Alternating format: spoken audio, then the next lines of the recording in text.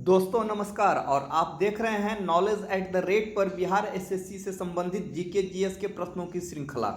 तो वीडियो को अंत तक देखें और अच्छा लगे तो लाइक करें और पहली बार जुड़े हैं तो सब्सक्राइब करें। और अब चलते हैं प्रश्नों की ओर। तो हमारा पहला प्रश्न है कि निम्नलिखित में से कौन रबी फसल नहीं है। रबी फसल यानी कि जिसकी कटाई मार्च अप्रैल में होती है वह रबी फसल, और जिसकी कटाई अक्टूबर नवंबर में होती है वह खरीफ फसल। तो देखिए इसमें से कौन रबी फसल नहीं है। जौ, गेहूं, मूंगफली और सरसों में। तो इसका सही उत्तर है सी, मूंगफली। मूंगफली जो है वह रबी फसल नहीं है, बाकी सभी रबी फसल हैं। यानी जौ, गेहूं और सरसों यह रबी फसल है। तो चलिए अगला प्रश्न है आपका, संविधान सभा द्वारा राष्ट्रगान को कब अपनाया गया था। 24 मई 1949, 24 नवंबर 1949, 24 जनवरी 1950 या 26 जनवरी 1950। तो सोचिए, समझिए और फिर इसका उत्तर दीजिए। तो इस प्रश्न का सही उत्तर होगा सी, 24 जनवरी 1950। 24 जनवरी 1950 को जो है संविधान सभा द्वारा इसे अपनाया गया था। अगला प्रश्न है, लावणी नृत्य किस राज्य में प्रचलित है। ए महाराष्ट्र, बी राजस्थान, सी बिहार या डी पंजाब। लावणी नृत्य जो एक फोक डांस है, क्षेत्रीय नृत्य है, उसके बारे में यह प्रश्न है। और इस प्रश्न का जो है वह सही उत्तर होगा ए महाराष्ट्र। लावणी नृत्य जो है महाराष्ट्र में प्रचलित है। और आपकी स्क्रीन पर जो है वह अगला प्रश्न है कि पेरिस किस नदी के किनारे बसा है। ए सीन, बी टेम्स, सी राइन या डी डेन्यूब। पेरिस जो फैशन की नगरी है, जहां एफिल टावर है, उसकी बात हो रही है। यह किस नदी पर बसा है, यानी किस नदी के किनारे बसा है। तो इसका उत्तर होगा ए सीन नदी। सीन नदी के किनारे जो है वह पेरिस बसा हुआ है। और आपके लिए अगला प्रश्न जो है वह है, भारतीय संविधान में संशोधन प्रक्रिया किस अनुच्छेद में दी गई है। ए अनुच्छेद 348, बी अनुच्छेद 358, सी 368 या डी 378। संविधान संशोधन। तो इसका सही उत्तर जो है वह होगा सी 368। 368 जो है वह संविधान संशोधन की प्रक्रिया है। और अगला प्रश्न जो है वह है आपकी स्क्रीन पर, निम्न में से कौन सा मूल अधिकार केवल नागरिकों को प्राप्त है, विदेशियों को नहीं। यानी कि भारतीय नागरिकों की बात हो रही है जिसको यह मूल अधिकार प्राप्त है। ए अनुच्छेद 15, बी अनुच्छेद 20 या सी 22 या डी 14। तो इसका सही उत्तर है ए अनुच्छेद 15 जो है वह मूल अधिकार सिर्फ भारतीय नागरिकों को ही प्राप्त है। अगला प्रश्न आपके लिए है कि नीति आयोग का अध्यक्ष कौन है। राष्ट्रपति, प्रधानमंत्री, उपराष्ट्रपति या गृह मंत्री। नीति आयोग जो पंचवर्षीय योजना के स्थान पर लाया गया है और जिसकी अवधि 15 वर्षों तक के लिए है। इसका सही उत्तर होगा बी, प्रधानमंत्री। नीति आयोग के जो अध्यक्ष होते हैं वो प्रधानमंत्री होते हैं। और आपके लिए अगला प्रश्न जो है वह है कि निम्नलिखित में से कौन सा एक संवैधानिक निकाय है। नियंत्रक एवं महालेखा परीक्षक, राज्य सूचना आयोग, केंद्रीय सतर्कता आयोग या लोकपाल और लोकायुक्त। यानी संवैधानिक निकाय की बात हो रही है, बाकी गैर संवैधानिक निकाय हैं। तो इसका सही उत्तर है ए, नियंत्रक एवं महालेखा परीक्षक। यह जो है संवैधानिक निकाय है जिसको कि हम कैग के नाम से भी जानते हैं। और आपके लिए जो है अगला प्रश्न आपके लिए है कि राष्ट्रीय पर्यावरण अभियांत्रिकी शोध संस्थान अवस्थित है कहाँ। नागपुर, हैदराबाद, नोएडा या चेन्नई।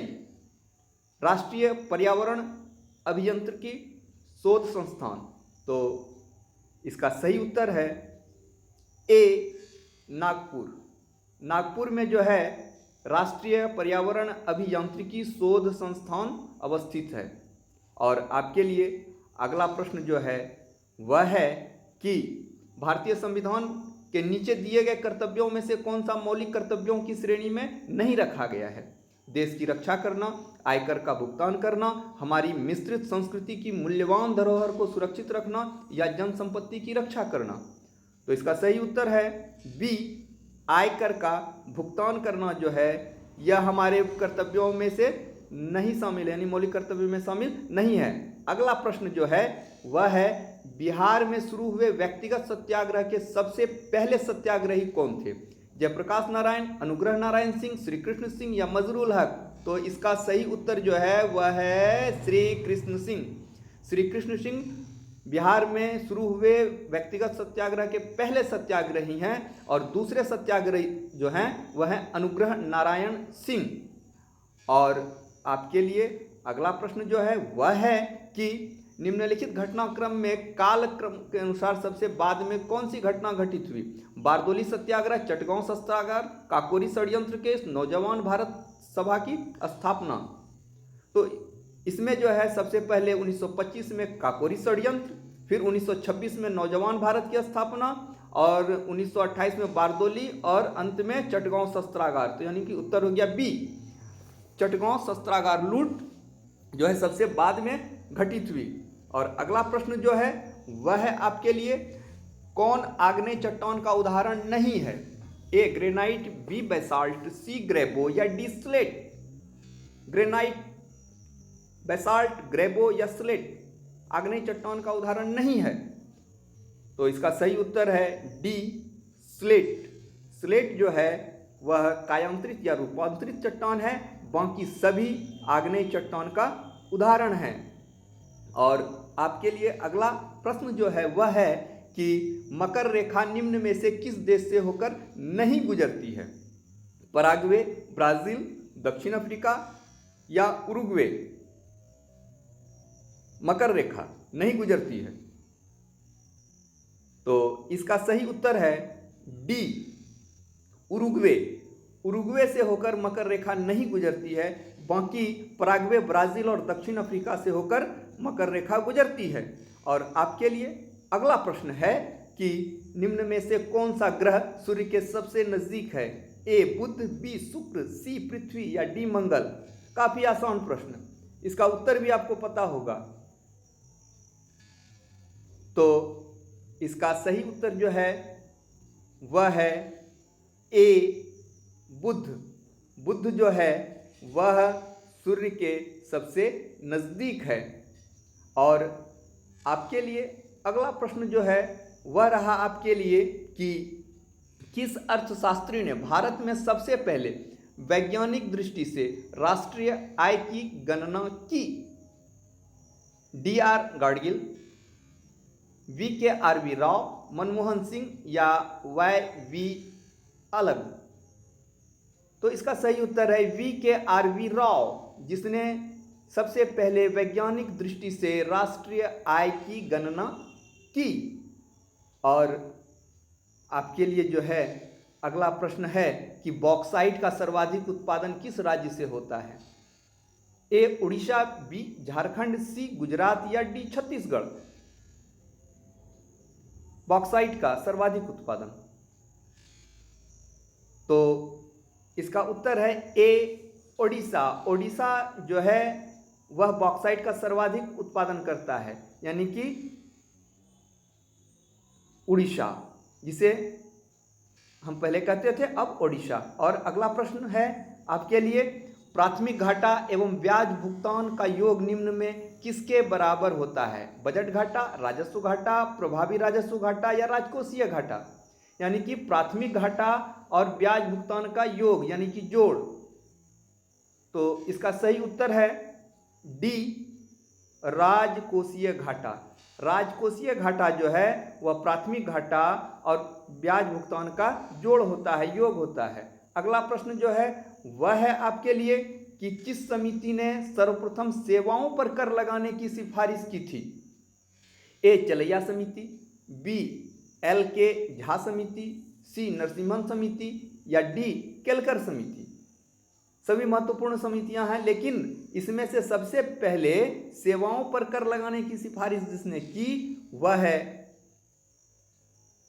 ए चलैया समिति, वह है ए चलैया समिति। और दोस्तों, वीडियो कैसा लग रहा है यह आप अपने अनुभव के आधार पर बताइएगा। अच्छा लगे तो लाइक कीजिएगा, और पहली बार यदि आए हैं तो सब्सक्राइब कर लीजिएगा चैनल को, ताकि वीडियो आप तक पहुंचता रहे। और आपके लिए जो है अगला प्रश्न है कि जब उपभोक्ता की आय बढ़ती है तो छोटी वस्तुओं पर इसका क्या प्रभाव पड़ेगा? ए नकारात्मक, बी सकारात्मक, सी पहले बढ़ता है फिर घटता है। यानी उपभोक्ता की आय जब बढ़ती है तब। तो इसका सही उत्तर है ए नकारात्मक प्रभाव। उपभोक्ता की आय जब बढ़ती है तो छोटी वस्तुओं पर इसका प्रभाव नकारात्मक होता है। और आपके लिए जो है अगला प्रश्न है कि कार्बन क्रेडिट की संकल्पना निम्नलिखित में से किससे उद्भूत हुई? पृथ्वी शिखर वार्ता, रियो डी जेनेरियो, या क्योटो प्रोटोकॉल, मॉन्ट्रियल प्रोटोकॉल, या स्टॉकहोम सम्मेलन? यानी कि किस सम्मेलन में जो है कार्बन डेटिंग की संकल्पना हुई? तो इसका सही उत्तर है B Kyoto Protocol. Kyoto Protocol में जो है कार्बन डेटिंग क्रेडिट की संकल्पना हुई। अगला प्रश्न जो है वह है पारिस्थितिकी तंत्र की अवधारणा प्रथम बार किसने दी? जी टेलर, ई.पी. ऑडम, अर्नेस्ट हैकेल, या डी ए.जी. टॉन्सले? पारिस्थितिकी तंत्र की अवधारणा तो यह होगा D AG. Tansley. AG. Tansley ने पारिस्थितिकी तंत्र की अवधारणा पहली बार दी। और आपके लिए जो है अगला प्रश्न है कि फूल का कौन सा भाग विकसित होकर फल बनता है? वर्तिकाग्र, परागकोश, अंडाशय, या बीजांड? फूल का कौन सा भाग जो बाद में फल बनता है वह है सी अंडाशय, यानी कि ओवरी। ओवरी जो है फूल का वह भाग है जो विकसित होकर फल बनता है। और अगला प्रश्न जो है वह है आपके लिए कि 1 लीटर पानी को 4 डिग्री सेंटीग्रेड से 0 डिग्री सेंटीग्रेड तक ठंडा करने पर इसका आयतन क्या होगा? पहले घटता है फिर बढ़ता है, या बढ़ता है या घटता है? पहले बढ़ता है फिर घटता है। तो इसका जो उत्तर होगा बी बढ़ता है, यानी कि 4 डिग्री सेंटीग्रेड से 0 डिग्री सेंटीग्रेड तक ठंडा करने पर इसका आयतन जो है वह बढ़ता है। और अगला जो प्रश्न है वह है आपके लिए वसा का पाचन करने वाला एंजाइम लाइपेज निम्नलिखित में से किसके द्वारा स्रावित होता है? ए गुर्दा, बी अग्नाशय, या बड़ी आंत, या यकृत? तो इसका सही उत्तर है बी अग्नाशय। इसका सही उत्तर है बी अग्नाशय। तो वसा का जो है पाचन करने वाला एंजाइम लाइपेज वह अग्नाशय से स्रावित होता है। आपके लिए अगला प्रश्न है कि आँख के पारदर्शी अग्रभाग को क्या कहा जाता है? ए परितारिका, बी दृष्टिपटल, सी पुतली, या डी कॉर्निया? आँख के पारदर्शी अग्रभाग को। तो दोस्तों, ये वीडियो कैसा लग रहा है इसको अपने कमेंट बॉक्स के माध्यम से बताइएगा। और आँख के पारदर्शी अग्रभाग का उत्तर होगा, आप लोग जान रहे हैं, डी कॉर्निया। और इस वीडियो में इतना ही। अगले वीडियो में फिर मिलते हैं, तब तक के लिए धन्यवाद।